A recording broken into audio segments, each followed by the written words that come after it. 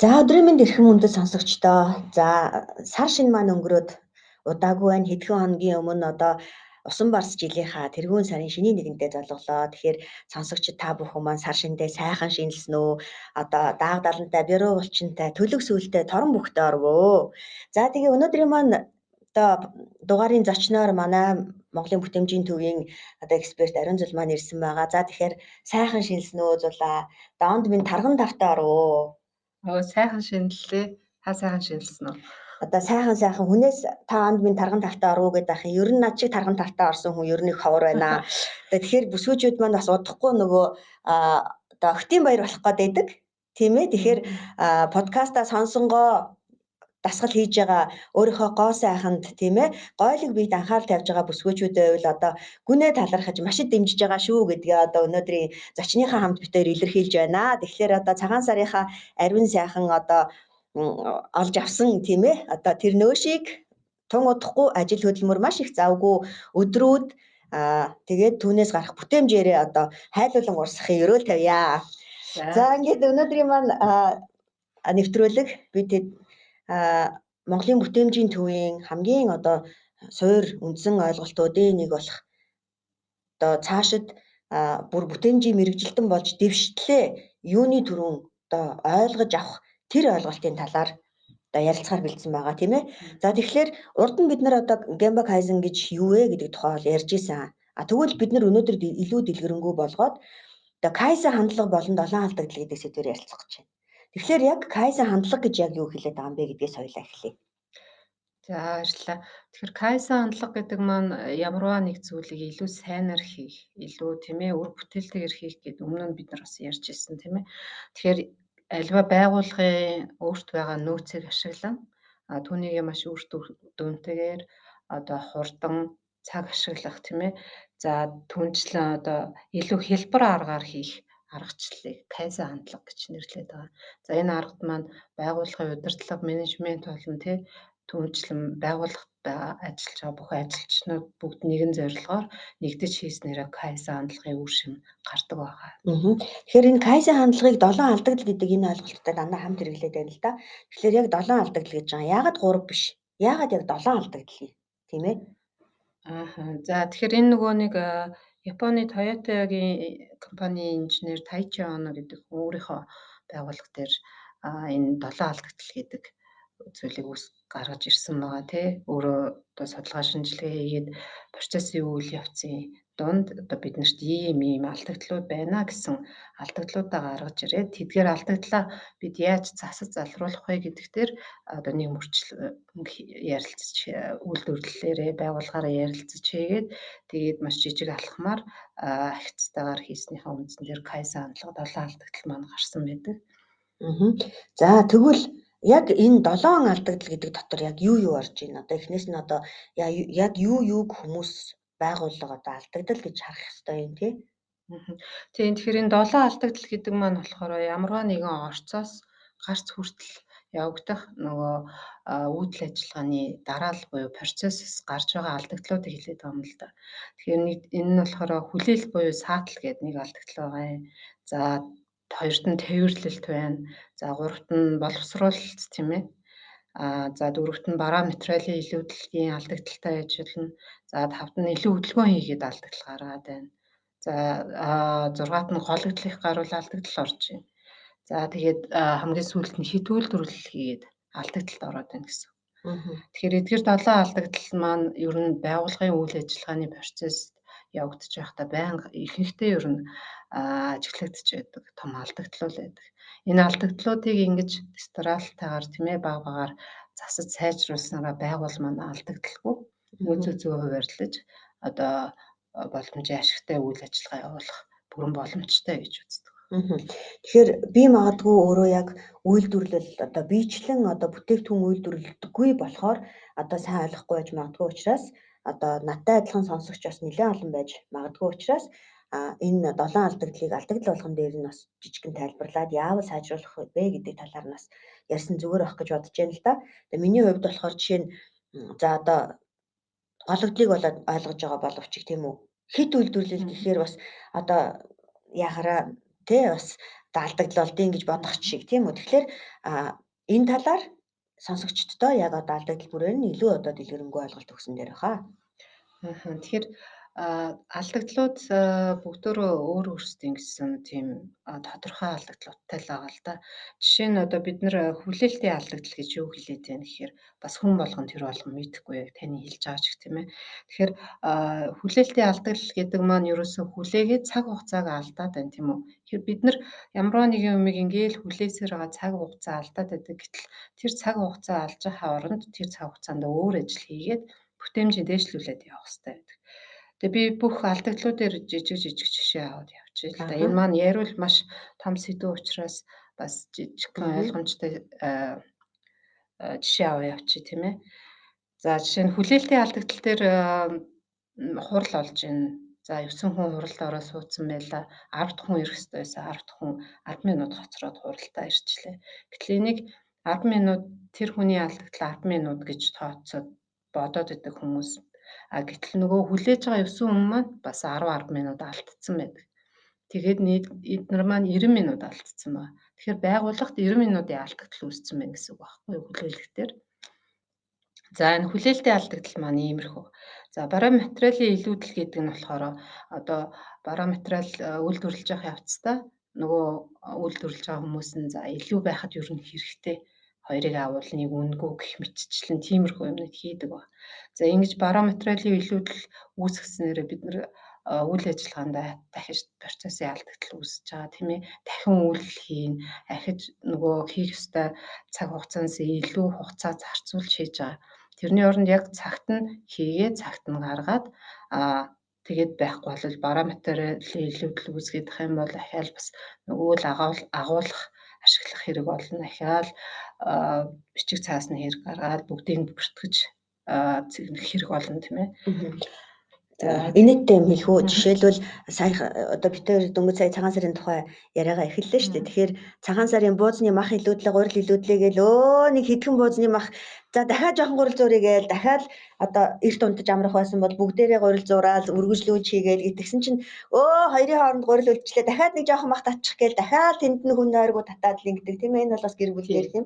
Тэгэхээр зүгээр одоо хэдийгээр хүнсний жишээ авсан дуучлаарай. Гэхдээ энэ бол яг одоо ойлгоход арай хэлбэр болов гэж бодож байна. Тэгэхээр 12 цагт бид нэр буузаа дуусгаад бүгдээрээ сайхан унтаж амраад өглөө сэргэлэн босох байсан бол аль нэгийг тааруулаагүй бараа материалын илүүдэл гаргасны улмаас шөнийн 3 үргэлжлэхээр одоо маргааш нь бүгдээрээ ядрангуй ч юм уу босно гэсэн үг гэж ойлгож байна. Бүтээмжийн алдагдал гарч байгаа гэсэн үг байхгүй юу. Тэгэхээр энэ зөвхөн байгууллага төр хувийн дээр ч гэсэн өмнө ч гэсэн бид нар ярьжсэн тийм ээ.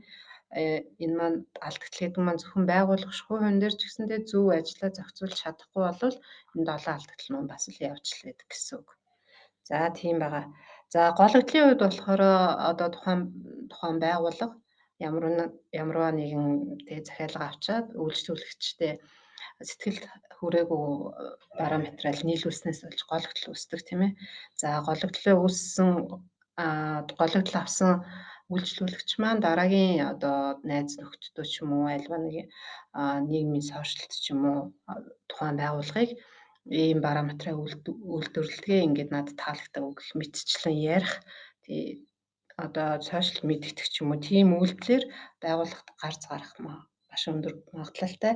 За тэгээд ер нь бол гологдол гаргаж авсан гологдол хүлээж авсан харилцагч буюу нөгөө хэрэглэгчдээс 98% нь гомдол гаргадаггүй гэж явдаг байгаа. За одоо гаргадаггүй гэхээр яг тухайн байгууллагатаа эргэж та нар ийм муу юм хийж өглөө гэж ханддаггүй гэсэн үг үү? Тийм тэрнээс хүн 2% нь л буцааж байгууллагатаа гомдол гаргадаг байгаа байхгүй юу. Тэгээд нөгөө 2% өгж байгаа 2% дээр нь зарим байгууллагууд маань ажиллаад явдаг, зарим нь болохоор тэгээд нэг тоохгүй ажиллаж юм уу тий. Тэгэхээр энэ гологдол маань бас их аюултай зүйл байгаа тий яаж ч утсан. За тэгээд хитүүл төрлөл байна. Хитүүл төрлөл бол бүх процесс, бүх үйл ажиллагаа нь маш их тийм доголдол авчирдаг, маш их алдагдaltaй үйлдвэрлэл байдаг. За ингэснээрээ бид нар илүү мэдээлэл боловсруулах шаардлагатай болдог хитүү үйлдвэрлэл хийгээд. За тэгээд ойлгомжгүй яг ижил төстэй илүү мэдээллүүд маш ихээр хоримтлагддаг тийм ээ байгууллагад. За процессын замраагүй үйлдэл үүсдэг, бараа материалын агуулах бас маш их хэмжээгээр одоо бид нар байршуулах болно тийм ээ. За тэдрийг олохын тулд бид нар процессыг илүү алхмууд хийн, илүү хөдөлгөөн хийн. Тэгэхээр ингээд бүтээмжийн маань цаг хугацаа орогдол юм гэсэн үг байна. Тэдрийгээ хайж цогцолгохын оронд өөр бүтээмжтэй үйл ажиллагаа хийж ивэл одоо бид нар байгууллагад маань маш их ашигтай гэсэн үг шүү дээ тийм ээ. Тэгэхээр үйлдвэрлэл гингууд хэд үйлдвэрлэл гингууд угаасаа яг үйлдвэрлэл хийдэг одоо тэр одоо яг үйлдвэрлэдэг газар л илүү төлхөө бууж яана л да. Тэгвэл жишээлбэл юмыг яаж мэдгүй сургалтын байгууллага ч юм уу тийм үү. Одоо өөр хэлбэрийн албан байгууллага гэж болно шүү дээ. Банк ч юм уу одоо мэдхгүй тийм ээ. Яг одоо юм бүтээгдэхүүн үйлдвэрлэдэггүй өөр байгууллага жишээлбэл хэд үйлдвэрлэл юун дээр үүсч болох вэ? За тэр нь болохоор одоо давхарцсан мэдээлэл үүсгэж болно тийм ээ. Одоо процессын тодорхой зураглалгүй ажлын зааваргүй байх тохиолдолд нэг хүн хийцэн байгаа юмыг дараагийн хүн дахиж хийх ч юм уу тий. За тэгээд ингээ хийчихвэл нэг юмаа ингээд тэргүү гаргачаад юмыг ээж мэдгүй ахаад ингээд нэг хийчихээ нэ одоо албан бич бүх юм байж болно шүү дээ. Тэгж хийгээд за энэ чинээс нэгийг сонгочих гэсэн. Өөрсдийн одоо тийм батлагдсан баримт бичиг байхгүйгээс болж бас тийм алдагдал гарч болно. Энэ маань болохоор мөн л нөгөө бүтээмжээ зохистой ашиглаагүй цаг хугацааны алдагдал тийм ээ. Тэд нэр орсон байгаа.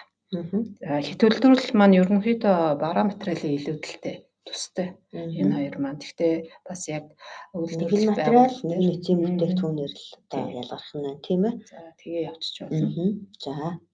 За процессын алдагдал бол дахин одоо ямарваа нэгэн процесс үйл ажиллагаа хийчээд тэрийгэ хийсэн юмыг давтаж хийх ч юм уу тий давхарцсан процесс явагдахыг процессын алдагдал гэж хэлээд байгаа юм л да. Жишээ нь нэг хүний нэрийг бүртгээд одоо намтрын бичих ч юм уу тийм юм байхад тэрийг шууд нөгөө компьютер дээр хийгээ шивээд явуучих боломжтой байхад өөр хүн нэг цаасан дээр бичиж авчаа тэрийгээ дараад нөгөө хүндээ өгөөд тэрийг нь харж компьютер дээр шивээд тий энэ маань процессын алдагдал бас болоо явчихна. Илүү хөдөлгөөн болоо явчихна тийм ээ. Илүү ажил болоо тэгээ явчихна. За тэгээд илүү хөдөлгөөн маань болохоор одоо үр дүнгүй ажлын процесс гэсэн үг. Нөгөө түрүүний хэлдэгчлэн ямар ч үр дүнгүй тэр цаасан дээрийг бичих ямар шаардлагагүй байхад заавал цаасан дээр бичиж ахаал тэрэн дээр чинь бид нар яаж ин цаас үрж чинь тийм ээ. Ахаад тэр цаасан дээр бичихээ цаг хугацаа үрж чинь. Тэгний оронд шууд компьютер дээр шивээд хадгалаад датагаа үсгээ тийм мэдээллийн сангаа үсгээ явах юм бол энэ маань илүү хөдөлгөөн одоо орохгүй маш өгөөжтэй хөдөлгөөн болоо явчихж байгаа байхгүй юу. За тээвэрлэлтийн хувьд болохоор илүү тээвэрлэлт хийх хит хоол байлгах ч юм уу тий одоо ямарваа нэгэн үйл ажиллагаа хийж байгаа хийгдэх явцдаа тухайн нөгөө дараагийн дамжлагыг илүү ойрхон байлгаж өгөх цаг хугацаа хэмнэх талаас нь одоо зохион байгуулалтаа хийж явах юм бол тэр маань бас нөгөө нэг тээвэрлэлт тал дээр илүү боломжтой ашигтай байж болно гэсэн. Угаасаа тээврийн зардал нэмэгдлээгээ л одоо юмны үн өсөж байгаа учраас энийг бол одоо ойлгоод авахд хэлбэрхэн байх гэж бодож байна тийм үү. Тэгэхээр би сая бодож суулаа өөрөө чи ингэ ярьж хахад тэгэхээр одоо бүтээлүүд урлаг өөрөө нөгөө амьдралд одоо ер нь болохгүй байгаа зүйлийг их соргог ингээд тусгацсан явж идэг штэ. Гэрлэж амжаагүй явна гэж нэг Монголын уран сайхны кино байдаг. Тэрийг үзсэн үү те. Тэгэхээр гэрлэж амжаагүй явна гэдэг кинон дээр нэг жолооч тийм ээ одоо нөгөө хадам ээжийнхаа заавраар хадам аавыгаа иргэн гээд их нэртэйгээ бүхэл бүтэн билазыг одоо нөгөө экскаваторыг нэг өдөр ингээд хэдэн цаг үлээ эзэнгүү хаяад явчихдаг. Тэр хооронд нь одоо тэр уурхаан бүх жолооч нар ингээд нүүрсээ хүлээгээд хийх ажилгууд юм яриад тийм ээ. Тэгээд нэг жолооч нь одоо билацтайгаа очиж гэрээс нь авчирдаг. Тэгээ ингээд сая бодсон яг тэр процессыг бодсон чи энд байгаа 7 алдагдал долуулаа тэнд гарсан байна гэж бодлоо. Тэгэхээр тэнд одоо уурхай дээр хүртэл тэр одоо бидний ярьж байгаа энэ 7 алдагдал яг бүтнээрээ буусан байна. Тийм үү? Тэнд хүлээлтийн алдагдал байсан уу? Байсан тийм ээ. Одоо нөгөө илүү хөдөлгөөн байсан уу? Байсан. Тийм үү? Одоо нөгөө тээвэрлэлт хэрэггүй тээвэрлэлт очиж хүнээ авчирч гин тийм үү? Тэгээд процессын алдагдал байсан уу? Байсан. Одоо нөгөө хийх юм цагтаа хийгдэхгүй артлынх нь юм юу байсан уу? Тийм ээ. Одоо тэгээд зөндөө олон цаг алдчихсан учраас хурдан гарах гэ гологдол гарсан. Би бүр гайхалтай бүтээл байж тээ. Одоо энэ манай Кайса хандлага 7 алдагдлыг жинхэнэ утгаараа харуулсан кино байна да гэж сая бодцоолаа. Тийм байна. Таныг хэлсэн чи яг тийг санагдаж байна. Зөв гоё жишээ авч хэллээ наадах чаараа. Тэгэхээр 7-гийн 7 алдагдлаас хамгийн том гэдэг юм уу? Эдийн засгийн хувьд хамгийн одоо их хор нөлөөтэй алдагдлын ер нь юу гэж үздэг вэ? Хамгийн том энэ 7 алдагдлын хамгийн том их үүсвэр нь бол угаасаа хит үйлдвэрлэл. За хит үйлдвэрлэл хийснээс болж хүлээлт үүснэ. За хит үйлдвэрлэлт хийснээс болоод тээвэрлэлт. За илүү хөдөлгөөн бол ойлгомжтой тий хит үйлдвэрлэхээр байнга л илүү хөдөлгөөн. За процессын алдагдал гарна. Нөгөө хит үйлдвэрлэл хийсэн юм чинь дахиад нөгөө үйл ажиллагаа нь дахиад ингээл давцаал яваад байна гэсэн үг. За тэгээ бараа материалын илүүдэл бол угаасаа л хит үйлдвэрлэлээс гарна. За тэгээ хит үйлдвэрлэл гэдэг маань угаасаа л бүх юмны их үүсвэр болж өгдөг энэ нөгөө алдагдлууд дондаа. Тэгэхээр хит үйлдвэрлэлийг л хүмүүс ер нь одоо бид нар түрүүчийн ярилцлагын нэрээ бас нөгөө шугамын үйлдвэрлэл гээл ярьжсэн шүү дээ. Матрасны үйлдвэр гээл бас ярьжсэн. Тэрэн шиг цагт нь хийгээд цагт нь хэрэглэгчтэй нийлүүлээд явах юм бол хит үйлдвэрлэлээс болгоомжлох тийм ээ. За доороо ээж одоо агуулах илүү одоо нөөц ресурс гаргахгүйгээр яг байгаадаа ингээд тааруулж хийх юм тийм ээ. Ер нь тэгээд байгууллагатаа өөрсдийнхөө процессыг л зөв гаргаад тэгэл үйл ажиллагааныхаа дарааллыг гаргаж ажлын заавраа хийгээд хүн болгон зөвхөн тэр нөгөө гаргасан ажлын заавар процессын дараалал үйл ажиллагааны дарааллаар хийдэг болчих юм бол тэр маань ерөнхийдөө одоо стандарт таарсан үйл ажиллагаа болчихж байгаа. Тэгэхгүй зүгээр хүн болгон яг өөрийнхоороо энийг ингэж хийдэг ингээл өөрийнхоороо дураараа мэдээл хийдэг. Тэрнээс бол дандаа алдагдлууд гардаг. За шинээр ажилдаа орж ирсэн хүмүүст хүн болгон өөртөөхөө арга барилаар зааж өгöd байдаг. Нөгөө хүн маань толгойн хэрэгч тий бас нэгдүгээр хоёрдугаарт нөгөөдхөө яаж хийхээ сайн мэдэхгүй. Гэтэл нөгөө аль хэзээний процессынхаа дүн шинжилгээ хийгээ процессоо бүгдөө боловсруулаад ажлын заавраа хийцэн байгууллага маань ажлын заавартайгаа эхлээд нөгөө ажилчнаа танилцуулаад түүнийхээ дараа ажил дээр ингэж хийнэ гэд тэгээд оролцсон байх юм бол энэ маань бас урьдчилан сэргийлэх арга хэмжээ авч болно гэсэн. Тэгэхээр эхлээд одоо яаж хийхийг бас танилцуулж зааж өгөх ёстой гэж ойлголоо тийм үү тий. Хит үйлдвэрлэл өрх гэрийн төвшөнд их гардаг гэж би зүгээр боддог. Дээр үед эмээ маань тэгээд ирсэн хүндээ тааруулаад хоол игээч илүү тий баахан хоол үлдээчлээ. Одоо энэ чинь банхар битээрээс өрхийн идэх ингээд одоо ууралж ирснийг сандгийн. Өөрөөр хэлбэл тэнд бас л алдагдал үүсэж байна тийм үү? Өрх гэрийн төсөвт одоо хүндрэл учирч байна тийм ээ. Тэгэхээр юмыг яаж мэдхүү одоо удахгүй гэрээ эзэгтэй болох залуу охид бүсгүүчүүд маань байгаа бол бас өөрийнхөө бүтээмж болон эдийн засгийн ашигын үүднээс юмыг одоо яг хит үйлдвэрлэл хийхгүйгээр хит үйлдвэрлэл хийхээр өөрөө бас ядарна штэ. 3 хүний хоол бууз хийх хэрэгтэй байтал 5 хүний бууз хийчихвэл өөрөө л илүү цаг гарна тийм ээ. Тийм учраас одоо яг таны яг амьдрал дээр тусах зүйл учраас яг энэ юмны хэмжээг байгаа одоо их усүртэй тааруулаад яг одоо зөв сайхан хийж сурвал бас хэрэгтэй баха тийм ээ. Нөөцөд бас их халтай шүү дээ. Хит үйлдвэрлэлээд байдаг. За энийг 10-ыг хийгсэн чи 15-ыг гаргацсан. Тэгээл дараад нөгөө захиалагчаас жинхэнэ арай өөрөөр одоо юу гэдгийг бүтээгдэхүүн захиалаад ороод ирсэн чинь нөгөөх юмаа хийгээд өгөх гэсэн чи хит үйлдвэрлэлээр хагаад нөөц нь бас дууссан. Яг тэрэнд нь зориулсан. Тийм болохоор эдийн нөөцөнд орсон байлаа тийм ээ. Дууссан. Тэгэхээр ер нь тэрийг маш сайн бодолцож хийж сурах хэрэгтэй л гэж бодож байна.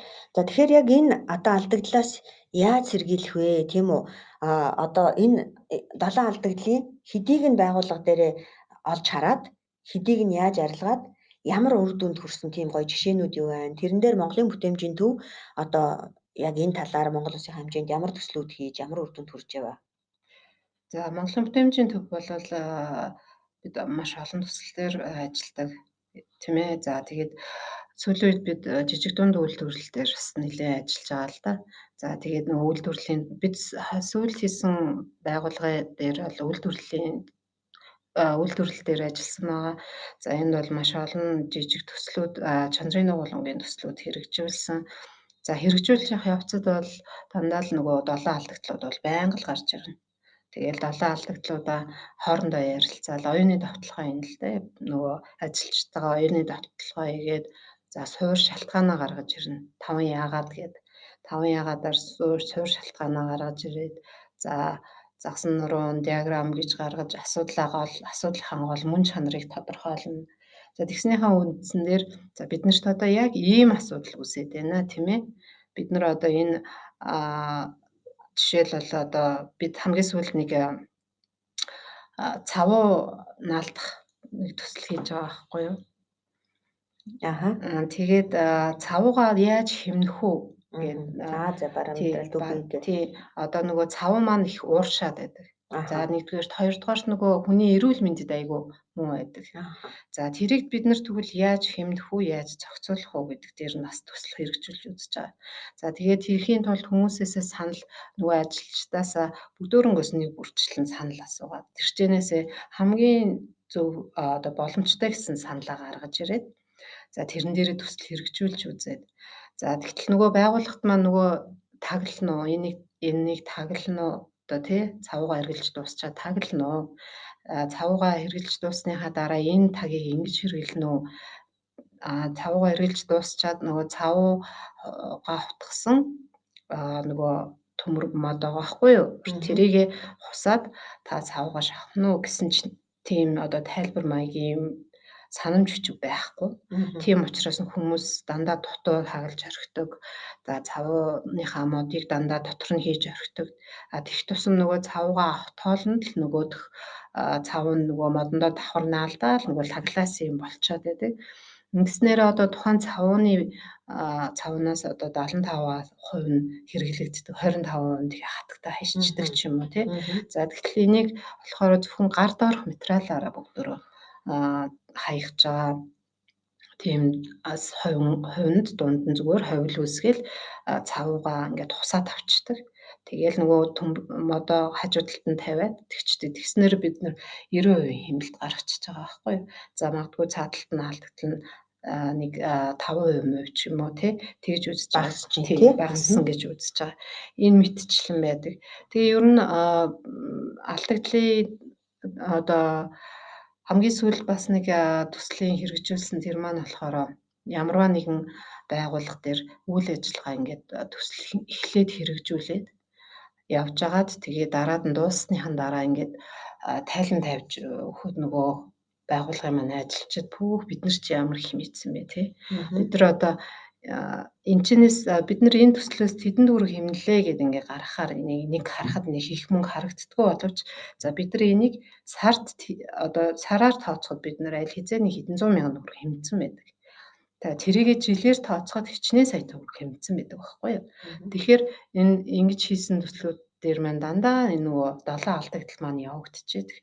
За хийж явж явах хугацаа болгонд үйл ажиллагаа болгондоо за энэ ч ингээ материалын урсгалын одоо алдагдал гараад байна. Энэ маань болохоор илүү одоо нөгөө бүтээгдэхүүн үйлдвэрлэсэн тийм ээ хит үйлдвэрлэлээс болоо энэ ч ингээд материалын алдагдал гарсан байна. Тэгэхээр хит үйлдвэрлэлгүйгээ энийг ингэж хийя гэх тий.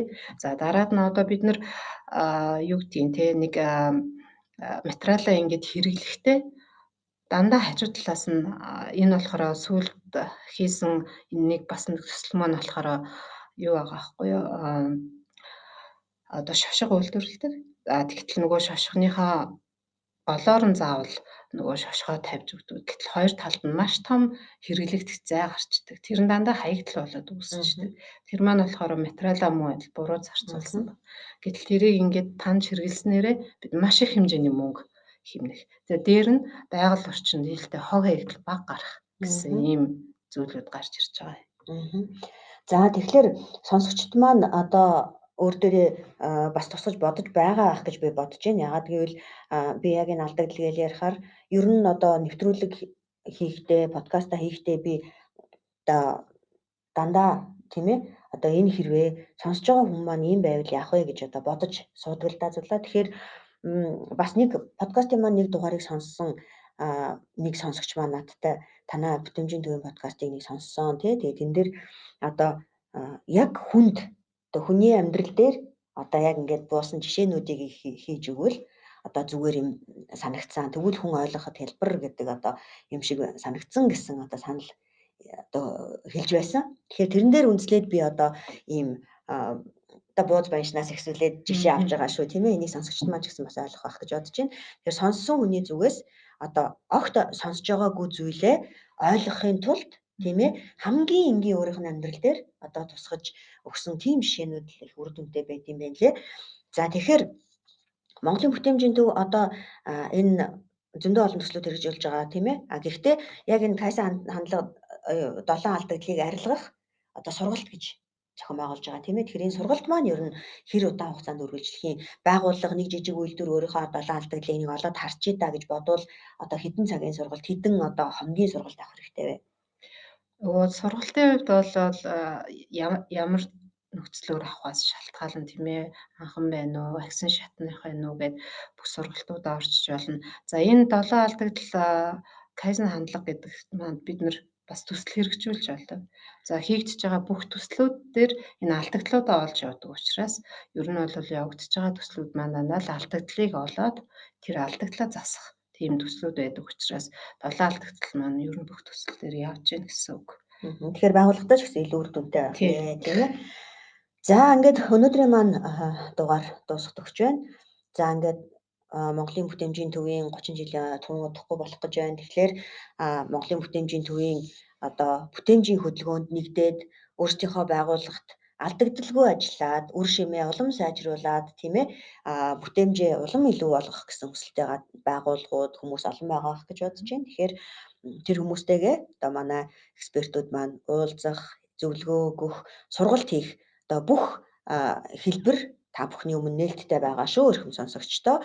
За ингээд ариун залтаа баярлалаа. Тэгэхээр дараагийн одоо дугаар хүртэл түр баяртай мөн та бүхнийгээ өнөөдрийн маань дугаарыг сонссон хүн болгон өөрийнхөө амьдралд одоо алдагдал, илүү хөдөлгөөн, тийм ээ, илүү хүлээлт, илүү цагаа хэмнээд амьдралаа илүү амттай, аз жаргалтай, сайхан болгох байхаа гэж одоо хүсэж байна. За баярлалаа. За баярлалаа.